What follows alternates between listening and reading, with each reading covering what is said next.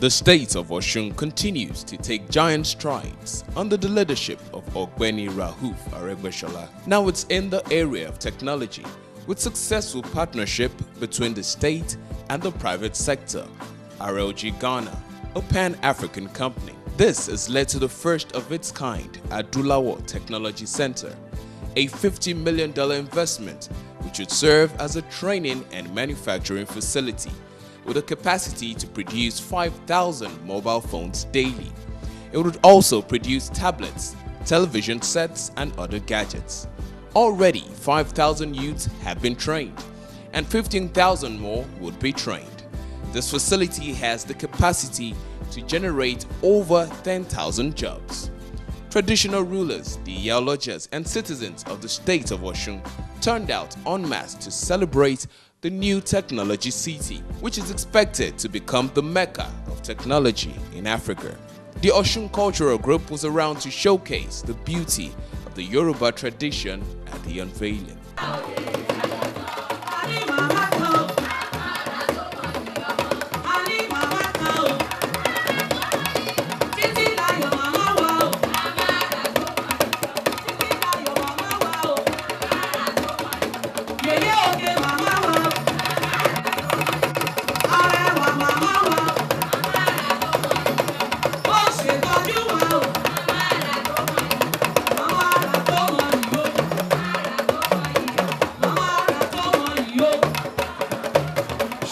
Support group, we see you.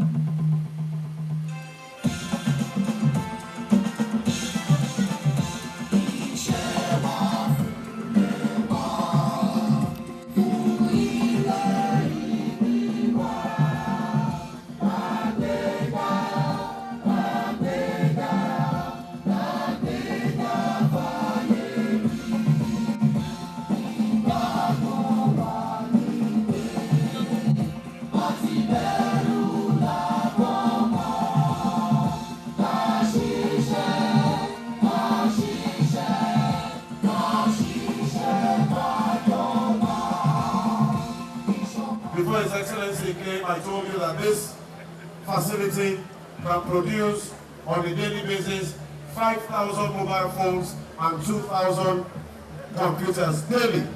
I told you that this is a progressive private partnership between the state of Osun and RLG. And what is very particular about this facility is that even in Ghana, where RLG is based, this facility is bigger than what they have there. Let's give Osun a round of applause. At this point, I sincerely like to recognize a few people who have made this possible, even though this is not a vote of thanks. I'd like to recognize the efforts and support of the state government.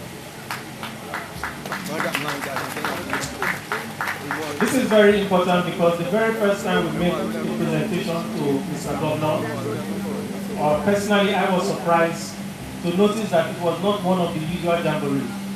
On that fateful day, the light went out maybe more than 10 times. And for every time the light went out, the governor apologized. Sorry, this is not Ghana.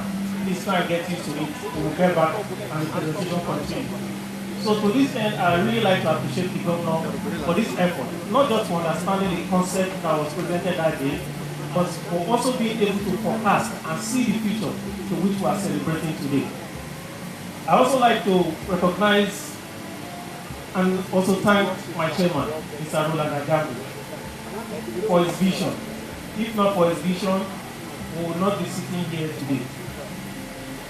I'm sure that what he has, thank you very much. I'm sure that what he has seen today has also shown that Nigerians are capable of doing it.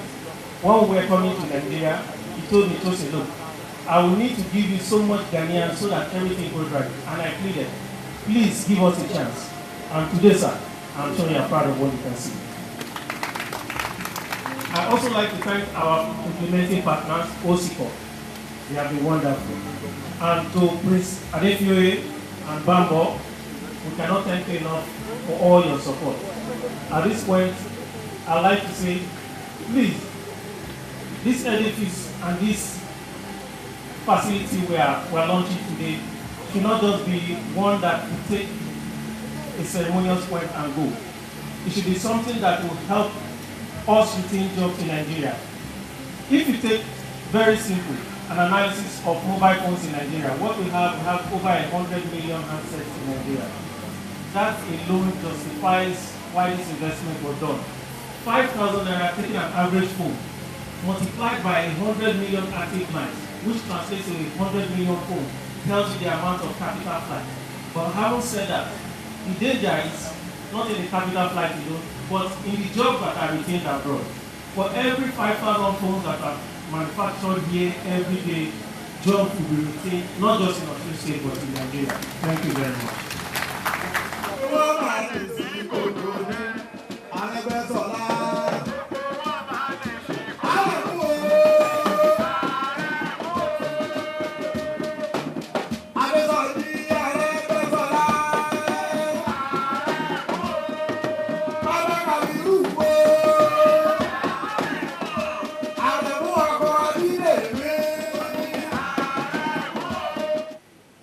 In 1962, the economic prospect of Nigeria was far on paper better than that of Japan.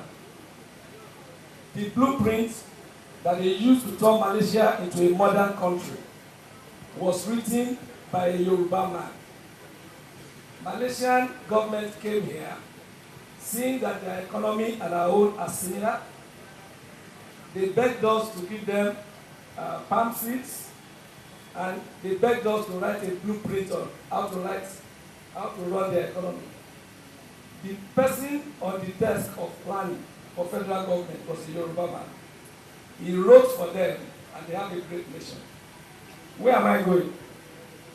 About 8 years ago or 9 years ago, I was lucky to sit with the governor of Osun. He was not governor then. And we were talking among several other things. And he was talking about his dream for this state. And it will not take you more than 30 minutes if you are a similar person to be able to catch the ball. The dream is to make Osun better than what Lagos is. And I'm telling you, it is possible. Why am I saying it is possible? Everything in Lagos is our money here from Osun, Ekiti, and Ondo. Lagos was built with cocoa money. Federal government does not have one single industry in Lagos. The whole of Ikeja was planned by Obasanjo Awolowo. The whole of the Lukweju Industrial Estate. So it is time for us to build everything that we can build here. But can we build everything here? No. We can focus on niches. Our parents were farmers.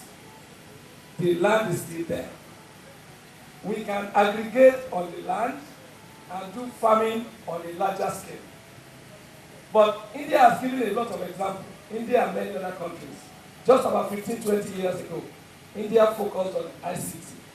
And you can see the giant steps that they have been able to make. Are we similar to them? Yes, we are. We have the people and we have the culture.